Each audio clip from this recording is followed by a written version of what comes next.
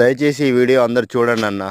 ఎందుకంటే ఏవేవో పనికిరాని యూట్యూబ్‌ల వీడియోలు చూస్తా ఉంటారు. దాని అర్థం పర్థం లేని వీడియోలు గూడా లైకులు కొడుతుంటారు. కానీ మా రైతులయి మాత్రం వీడియోలు ఎవరు చూడరు, లైక్ చేయరు, ఆదరణ అస్సలు లభించదు. మరి ఆ రైతులు ఏం పాపం చేసినో తెలవదు గానీ, ప్రకృతి అట్నే రైతులను నష్టం చేస్తుంది. ప్రభుత్వాలు నష్టం చేస్తాయి. ప్రతి ఒక్కరు రైతుని నష్టం చేస్తారు గానీ, వాళ్ళ బాధలు, కష్టాలు చెప్పుకోవడానికి ఒక యూట్యూబ్ లాంటి దాంట్లో గూడా ఎవరు సరిగ్గా ఆదరణ లేకపోతే ఎట్లా అన్నా? అందరికీ అన్నం గావాలి. అందరు తినడానికి అన్నం గావాలి. ప్రతి ఒక్కటి గావాలి గానీ, రైతుల బాధలు, రైతుల కష్టాల గురించి వాళ్ళు చేసే వీడియోలు మాత్రం ఎవరికీ అవసరం లేదన్న. ఎందుకన్నా అంతగా ఏం పాపం చేసిర్రు రైతులు?